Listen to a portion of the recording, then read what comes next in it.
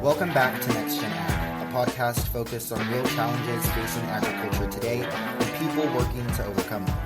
Each episode will bring together voices from both the next generation and past generations of FFA. FFA members, teachers, industry leaders, and people new to agriculture. From classrooms to fields, we explore present-day struggles, partial solutions, and the lessons that connect traditions with progress. Today's episode is special because it's our very first one, and we're starting where many ag careers begin, agriculture education. So, hello guys, welcome to our first official, I would say, episode. We have our first guest, Mr. Zimmerman. If you want to introduce yourself a bit. Hi guys, I'm Russell Zimmerman. I'm an ag teacher at Nipomo High School. It's my 4th year here at Nipomo, but it's my 8th year teaching. I spent my first 4 years teaching at Templeton High School, and I'm excited to be here today. Mr. Zimmerman, thank you for being here. We really appreciate you taking the time to talk with us. Okay, first, let's start off with a little more about you. You said you taught at Templeton. How was that experience, and what led you to transfer to Nipomo? I spent my first 4 years there, and Templeton was a really special community, and I really enjoyed being a part of that community there.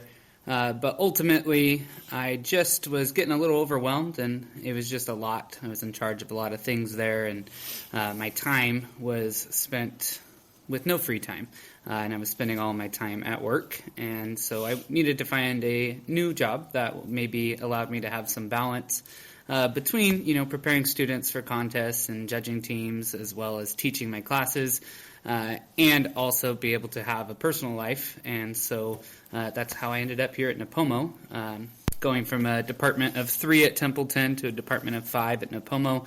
Kind of allowed us to alleviate some of that workload and allow me to be able to focus on a few things that I was really passionate about and be able to do better in them.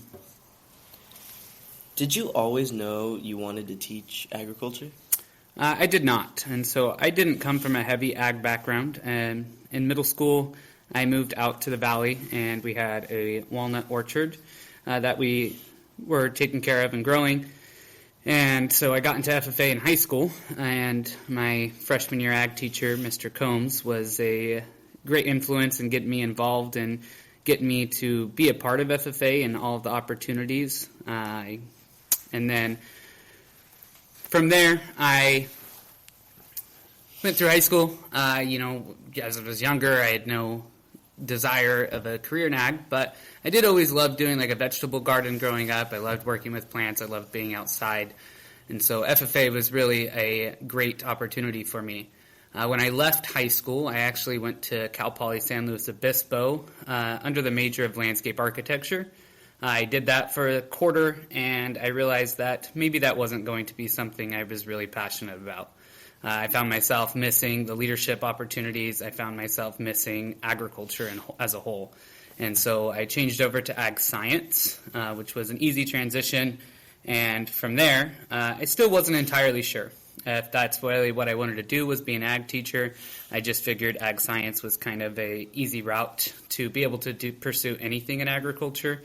And so from there, I actually in college got to facilitate the Green Hand Leadership Conferences through California FFA, as well as at that time the state officers were not doing the Advanced Leadership Academy conferences. And so I found myself working with students, and I really enjoyed it. And so that kind of led me to definitely want to pursue being an ag teacher. And so at that time, I wanted to get as many ag opportunities as I could. Being a plant person, I worked at the Cal Poly Dairy to try to get that animal experience so that I could be a full, well-rounded ag educator. That's really awesome. Let's see. So, a lot of students don't really come from traditional agricultural backgrounds. So, how does being an ag teacher, how does that influence students to maybe pursue an ag-related career? I think that being an ag teacher is a really special position to be in because, a majority of our students don't actually come from an agriculture background. And I think that being an ag teacher is really about just providing opportunities that can expose students to agriculture, whether they realize it or not. And that can be through judging teams, CDEs. It could be through their SAE projects and finding a passion within agriculture that they enjoy, or it can just be within our classes. And so I think sparking that interest in agriculture or showing them what agriculture can truly be is how we can pursue the next generation to really get involved in agriculture and find a passion, because the farm force is getting older and we don't have a lot of people entering the ag education field or agriculture field. And ag education has grown tremendously, but we're still struggling to get people to stick with ag. And so I think providing opportunities in the classroom or through SAEs or FFA activities and showing them how much fun and exciting agriculture can be is the best way to hook them and get them to buy into what agriculture is all about. How does ag education connect science, leadership, and real-world skills?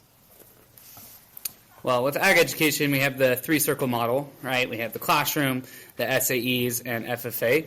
And then so in the classroom, that's where you're getting the scientific reasoning behind things. I teach ag biology and horticulture here at Nipomo, and I think just showing them those skills and activities that you can do in agriculture and providing those hands-on opportunities in the classroom is one of those ways that we can do that. I think moving on to the second circle of SAEs, or supervised agricultural experiences, we require every student here at Nipomo to complete an SAE project both semesters, both at 25 hours a semester. And I think just forcing them to find something in ag that they can do. And it can be a challenge sometimes with students not having the resources, the space, the land to do some of these larger projects, but just allowing them to research and find something that they're passionate about. I find that a lot of students already are doing something to agriculture. They already have chickens in their backyard. They already mow their lawn every week, or they already have connections with ag that maybe they didn't even realize were ag. And so I think SAEs is another great experience where students get to choose what area of agriculture they're the most interested in and then go out and actually try it out to see if it's something they enjoy. I think the last way here is, especially the leadership side of things, comes to the FFA part of ag education. FFA is truly a leadership organization, and it's the largest student-ran leadership organization in the country. And I think what makes FFA so special compared to other clubs and activities is that students really are in charge. They make the decisions. Me as an advisor and the other advisors here, we just advise. We give advice, we give direction, but ultimately it's the students' decisions, right? So those leadership opportunities come in very many different shapes and sizes in FFA. You can be as simple as just being in an ag leadership class and getting experience there of helping freshmen or helping other members get involved and see what they can do. Or you could take that to a higher level, and you can be a chapter officer, a sectional officer, a regional officer, or even a state officer or national officer. There's also opportunities just within conferences. We have the Green Hand Leadership Conference for freshmen, Made for Excellence for sophomores. First conference focuses on kind of the benefits and opportunities in FFA. Made for Excellence focuses on developing your own personal leadership skills. Advanced Leadership Academy then takes that to the next level. Now you know that you're a leader. You know what you can do. You know what your strengths and weaknesses are. Now let's apply that. How can we improve our chapters at the local level? And then as a senior, California FFA has a newer conference called Changemaker Summit, where they get to go and meet with industry leaders and kind of make that connection, I guess, between FFA and their future, and what kind of opportunities can you continue to be involved in? What kind of leadership can you still continue to gain? There's also a special conference, the Sacramento Leadership Experience. We're really excited here from Nipomo. We got 3 students attending that this year out of 75 in the state of California, which is a pretty awesome feat. And so that conference allows students to act as a senator and understand how legislation might impact agriculture and what kind of role the government plays in agriculture. And so there's many different leadership opportunities. There's also state leadership conference, national FFA convention, hearing from guest speakers and motivational speakers and the things that they can do. Didn't record any of that. I think it is. Okay, continuing. So I know that you coach citrus judging, nursery landscape, the Creed, Best Informed Green Hand. All other than being like competitions and students doing this for fun, what is it like primarily teaching students? Like, what does it help them with their future with? I think that, there's the real skills, right? In the Creed, they're learning the skills to be able to public speak, think on their feet, right? And I think back, I'm answering questions here, blindly, and if I think back to my experience in FFA, that's what allowed me to be able to think on my feet and speak clearly and be able to formulate thoughts without pre-thinking about them. And so I think that is one of the greatest skills that can be gained through speaking competitions. Citrus judging, that's a contest that's going to prepare students to be a fruit evaluator or a fruit processor maybe, or even a citrus farmer. And the nursery landscape gives them the perspective of how do greenhouse operations work, how can you run a nursery, what kind of things are we looking for that are healthy in plants, and then plant identification, which if you're going to work in horticulture, you need to be able to understand and recognize the plants that you're working with. And so I think that all of these contests are really working to help students just see what opportunities are out there. Besides the hard skills, what I think is the most valuable part of these contests is the grit that it teaches students. I have found that there's not a lot of grit. When things get hard, students like to just give up, and they don't want to keep going. But I think that putting it into a competition format allows them to say, hey, man, like we are so close to being at the top, or hey, we did really bad. And then they do this reflection piece that they're like, okay, I need to put time in. I want to learn this. I want to win. And that forces them to really get some experiential learning, get through that grit and that struggle if they're struggling with the content or with the contest. And now they're able to really find a passion and pursue it because they realize that they can be good at something. And I think giving that opportunity and that belief in yourself or in student selves is one of the biggest things that judging teams and speaking contests can give to our students. Yeah, totally agree. What are some of the biggest challenges facing agriculture education right now? I think there's a lot of challenges, and in just my 8 years of teaching, I've seen education as a whole change, not just ag education, but education in general. We had the COVID pandemic, and I think that really changed a lot of thoughts on how schools are ran and what kind of expectations are had of students. But I think California ag education was recently just facing some struggles with state staffing. We have 6 regional supervisors that make up the 6 regions of California FFA, as well as a state advisor and an assistant state advisor. So in total, there's 8 members of state staff, and there was a while there where the funding wasn't happening. This past year, last spring, we lost our state FFA advisor, and so Jill Spurley moved into that position from the Central Region supervisor position.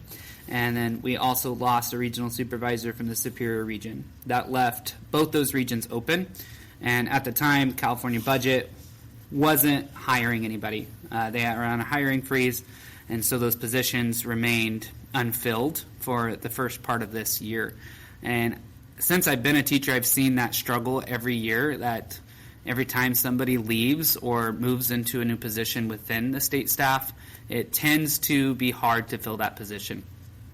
They did get filled, however, it was mid-year, and so now you have one of those regions, that teacher wasn't released from their contract until the end of this year, and so you have a region that doesn't have a direct regional supervisor, and they're using the other regional supervisors to fill that spot. And so I think that's one of those challenges. I think another challenge is really the cost and, putting on all of these conferences. We have the Ag License Plate program in California, and that's been a real struggle in making sure that we fulfill the 7,500 plates that are required on the road. But that gives a ton of money to offset costs like AET, which is the program we use to log our SAE and FFA activities as well as do our applications. And that's an expensive program to run for the over 100,000 FFA members in California. And so finding ways to be able to fund and support all of these projects can be a challenge, and continuing to push that and get students to recognize the need to have these plates on the road has been another real challenge. And there's initiatives out there to push for it. Just within our chapter, we did a little push drive that whoever gets the most ag license plates forms turned in will get to go to state conference for free, even if they didn't make the cut on the application. And so I think finding ways to be able to financially support all the programs that we offer is a challenge at the state level and the local level. That's why we do a couple drive-through barbecues a year, and funding is hard, and students don't always have the funds to offset the costs.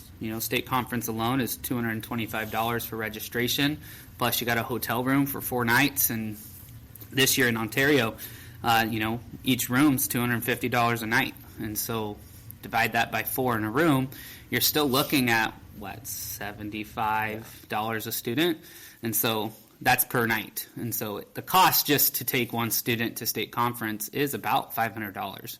And so we offset half that cost with our Ag Friends membership, our Ag Friends Parent Support Club, essentially.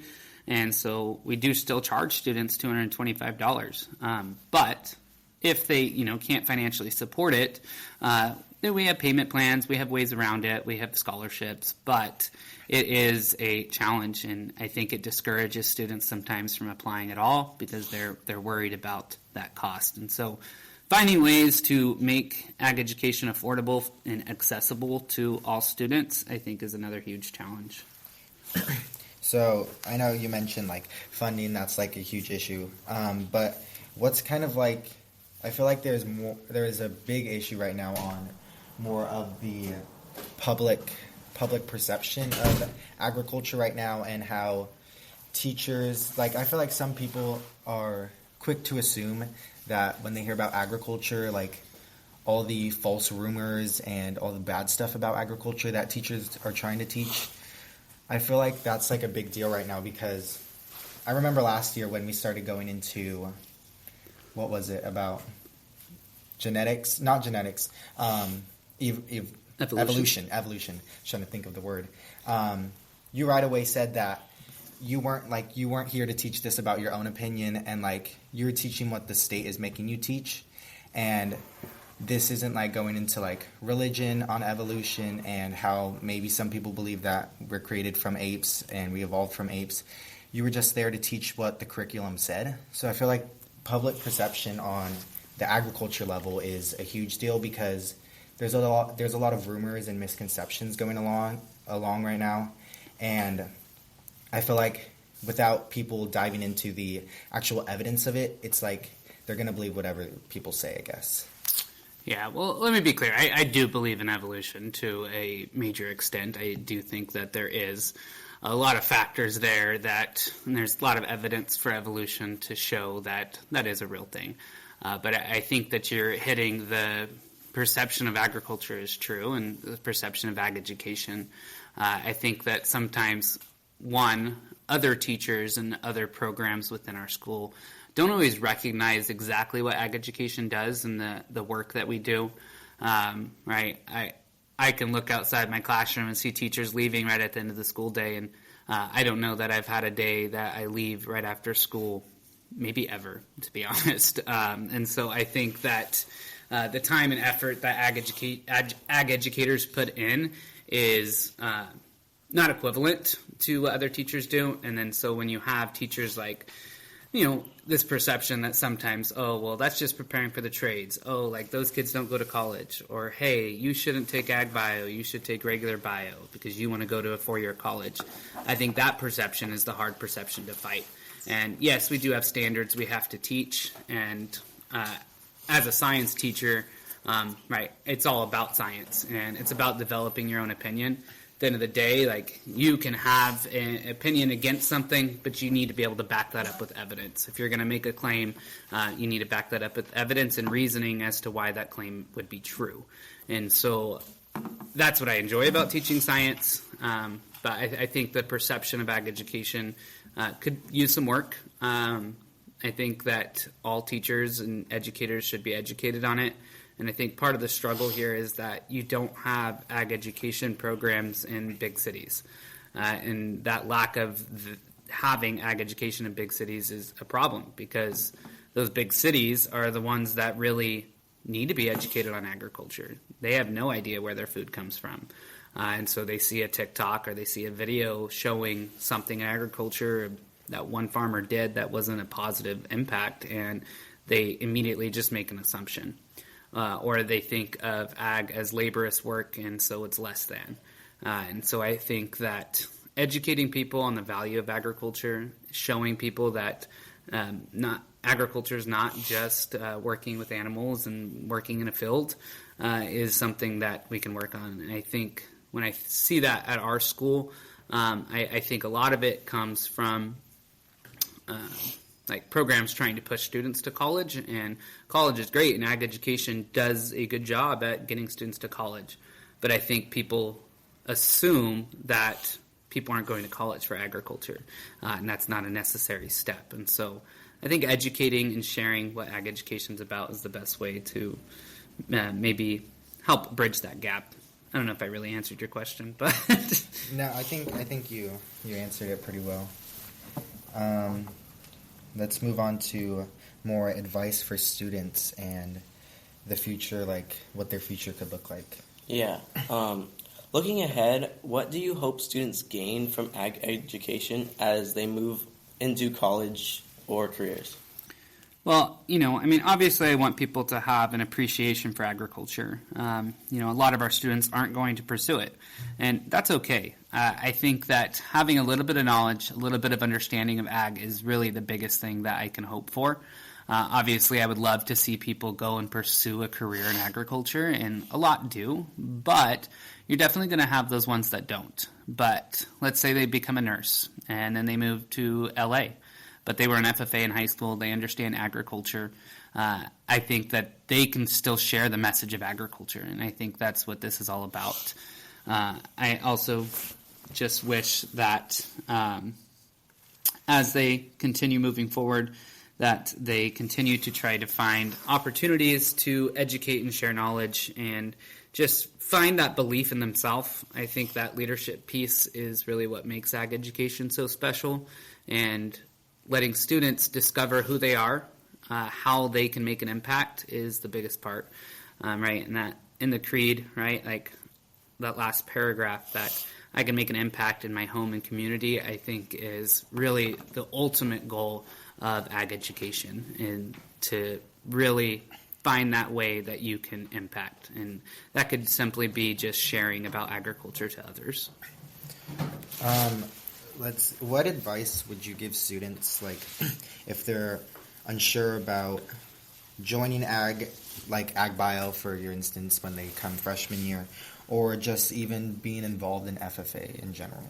Yeah, I think the biggest advice that I can give is, number one, to join an ag class. I think the advice that I give there is that, hey, we get to we learn the same curriculum. And I think oftentimes people get confused, especially when you're talking about ag bio, ag chemistry, or ag physics. We're still covering the same concepts.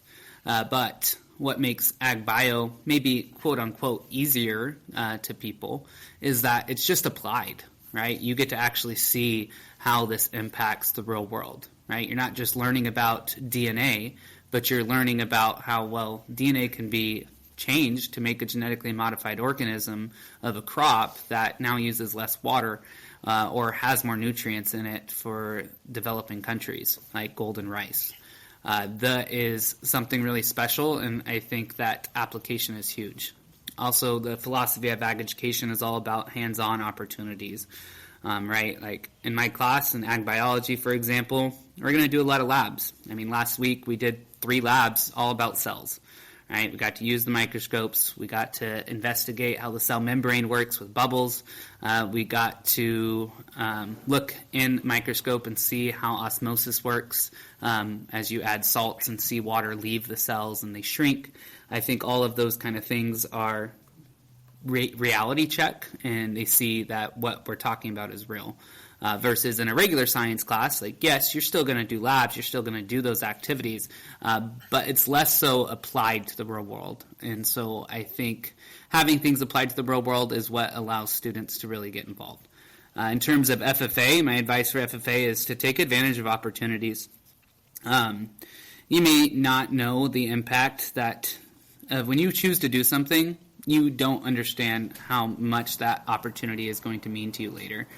When I was in high school, right, like, I just did things. I can remember, again, Mr. Combs, my freshman year, just put an officer application on my desk, and when they came to talk about that, and I was like, what?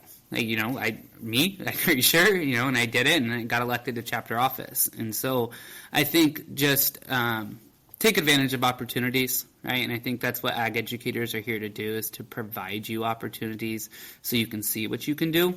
And so get as involved as possible. And I know sometimes it's hard with your time, and so pick and choose, like, what it is you want to be involved in. And I think it's okay to just be the regular FFA member that goes to the meetings and gets your FFA credits. But going above and beyond and participating in CDEs and LDEs and conferences is really where the impact happens. And so apply, try to go for them, and you never know what's going to happen. Yeah, that's really great. Yeah, you should always just find a place in ag and also try something new. It's a great thing because that's what I did and it really helps out.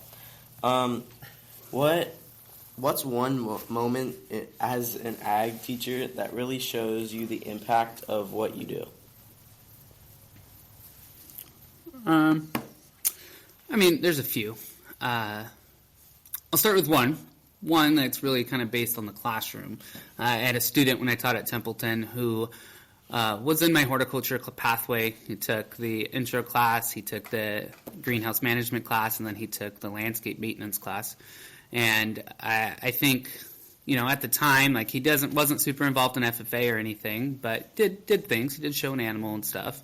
But I went to the Mid-State Fair a couple years ago, and I ran into him at the fair, and he thanked me for showing him horticulture, and that's what he was pursuing in college. He had just left the Modesto Junior College to go on to a 4-year, and he was pursuing a crop science horticulture major. And I think that that impact was really special, just to see that student that maybe I wasn't super close to and that I wasn't on one of my teams, but found that passion. I think that in the other sense, just watching students be elected to office, or watching students take advantage of opportunities and realizing that, I had a part in that is something really special too. And seeing their growth and development from freshman to senior year is really cool too. Like, I love teaching freshmen because I can see them being shy, kind of not really wanting to be involved or kind of nervous about it viewpoint, to really developing a passion to be involved in this organization. And that is also extremely special and impactful. I think when you hit on freshmen, like, trying to get them more impacted on agriculture and FFA, I really like that point, because obviously when I was a freshman last year, I'm saying when I was a freshman as if it was like 3 years ago, I wouldn't consider myself super involved because I didn't really do any CDEs. I only really did create and opening closing. But I was more shy and put in a shell, I guess. But this year, I've been really trying to take advantage of all those opportunities that are given to me. Last year I applied for chapter officer. I didn't make it, but hey, I made the leadership team. So that's still like a win in my eyes. And also being elected from chapter to go apply for a regional office, and to just take the moment to appreciate all the opportunities that you're given, and to really don't give up on the bad that happens, because I don't know, I'm just thinking of this. It's like, even if something doesn't go your way, maybe it's just a sign that something better is coming towards you in the future. But that's kind of my point of view for it. Yeah, I agree. And I think, Dominic, like, you are somebody that You did things and you were excited, but you also had a lot of other passions. But I've seen since you got into the ag leadership class and kind of taken advantage of some more opportunities, you're going to be a rock star in the FFA realm, and taking it on Parley Pro and Nursery Landscape this year, I think, is going to give you some leadership skills and real-world experiences into what you can do in agriculture. Yeah. So I think we're going to get started to wrap up here. So again, thank you for coming. Thank you for letting us interview you for our podcast and talking about our education struggles in it and more about FFA. And I think that wraps up episode 1 for you guys. Thank you guys for listening. Hope you guys have an amazing day, an amazing night whenever you're listening to this. But thank you guys for having me. I appreciate it. Yeah.